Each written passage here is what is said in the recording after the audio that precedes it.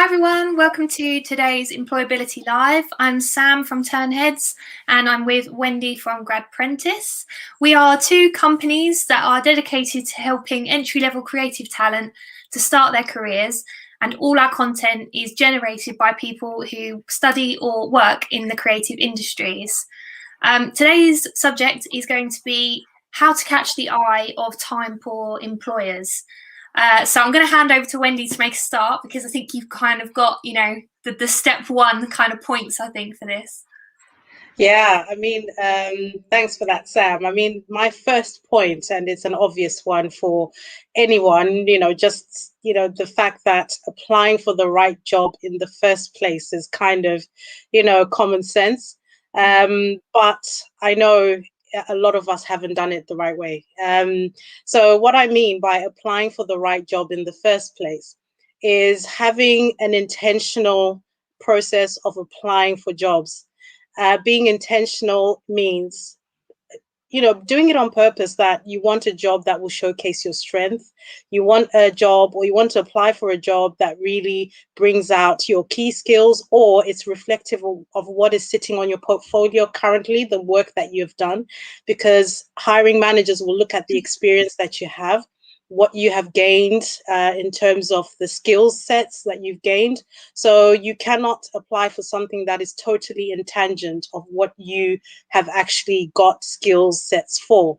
If you're thinking you want a career in an area that you don't have particular skill sets, or you still need to get the right projects into your portfolio, it might be an idea to start preparing for the right job that you want. So everything that you're doing, you're intentionally picking projects that mirror the job title you want.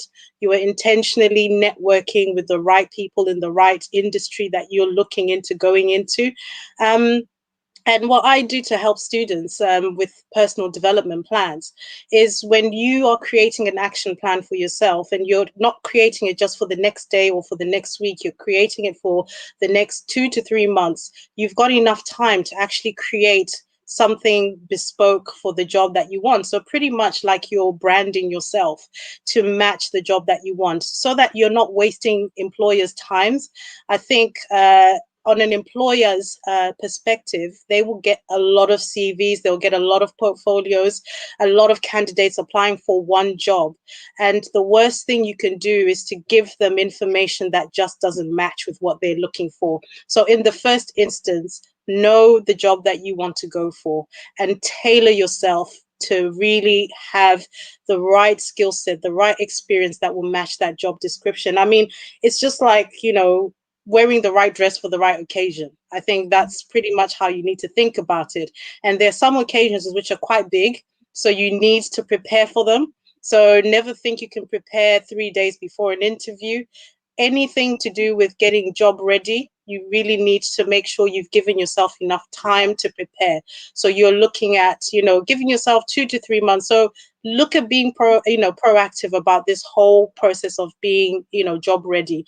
And you will definitely not waste an employer's time by giving off the wrong impression. And you don't want to do that, because that kind of sets a trend. It's not just one hiring manager who looks at you. It could be a recruitment manager who does that. It could be a group of recruitment managers. And when they see your name come up and you've got, that sort of description of yourself, or you've sent in information that just doesn't match, you'll easily be overlooked. So very simple step: get yourself ready for where you want to go. And definitely, if you need any help with that, reach out to myself. I do personal development plans that prepare you to get job ready. And it's not just job ready for any job, job ready for the right job that is suited for you and your experience. So yeah, Sam, what, maybe you can help out with other sort of practical steps that they can take as well. Yeah, I think it is a really, really good point, because there's obviously lots of different job descriptions out there and things like that. So you definitely want to have a look around and get that kind of base level understanding, I think, down, definitely, and understanding what you want to do. So yeah, my tips would be probably kind of action points off the back of that, really. So the first one being to audit your professional social media accounts. So you only want to be showing your best work to do with that particular sector or job description that you want to go into. It doesn't matter if they're all self-initiated projects either. Don't be put off by that. The main point is that you are showing that you can come up with great ideas and you can execute them well, and you show your potential to employers. You also want to keep your bio relatively short. And try and be really specific about what you want and what you are looking for.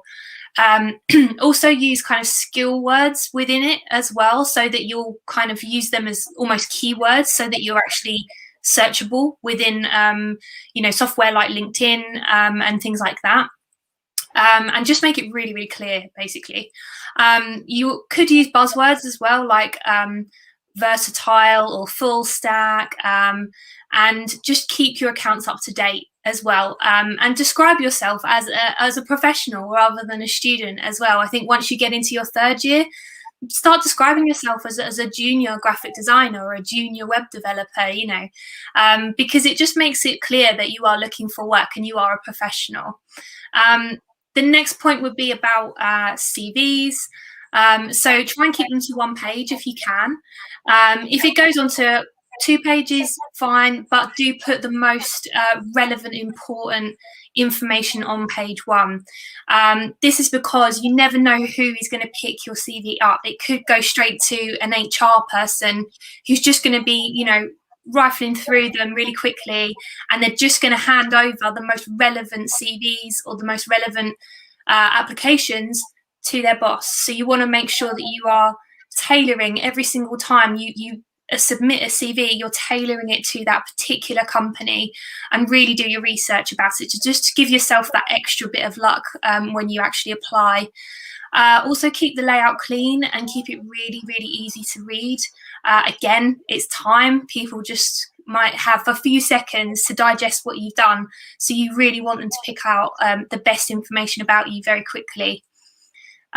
First impressions, when you're sending cover emails, again, just keep it short, keep it friendly, and just say, have you got 10 minutes to spare just to have a look at my portfolio, have a look at my website, and give me some feedback? It would be really great to just chat to you and get some industry advice. And use things like link shorteners as well to help reduce the look of the text in your email. And again, customize it to whoever you're sending that email to, that letter to. And every single time, only be showing people your best work, and do always connect them with your work. So send them your portfolio. Again, it's a creative industry with visual people. That's what we want to see. So we want to see your portfolio a lot of the time over your CV, but always send them both. Yeah, I totally agree. Yeah. And I just think also, I just thought of something like, I've seen some people put out stuff on LinkedIn, what they've done differently. They've given themselves a brief and they've literally done something really different and out of the box. So think outside of the box. Just don't submit your portfolio and your CV in a standard way. Maybe think of how you can package it in a different way so that someone will look at it and say, oh, wow, what is this? I really want to look into it a bit more. So yeah, think outside the box and own your title before you become. I think that's a really good way to set your mind up for where you want to go. So if you're looking to be a graphic designer, like Sam said, start calling yourself that before the interview, so that by the time you get there, even how you're preparing for it, you're literally in that space and you're owning the title. We've actually got a comment from Rihanna. I'll just put it up. So she says, once we have graduated, do you suggest we look for something local to start with? I kind of think that's probably up to you. I think it depends on what opportunities are around you. If there's a company or a place that you really want to work with, then yeah, definitely go for it. And yeah, again, if it's convenient to get to as well, I guess, then I think as long as it's something that you want to do and the kind of work that you want to do, then yeah, go for it. And we're virtual now, so really there are no more boundaries. So honestly, whatever comes first and you like it, I think you should go for it. Yeah. Brilliant. Thanks, Yeah. Rihanna. Thanks, Rihanna. Cool. So yeah, that's it for this week. Join us 1:15 again next Wednesday. We'll also be carrying on this conversation over on Clubhouse at 6 o'clock. Our group is called Creative Sector Employability, and we've got a little British flag.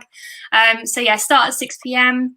And if you want any more information, do check out our websites, turnheads.com and gradprentice.co.uk.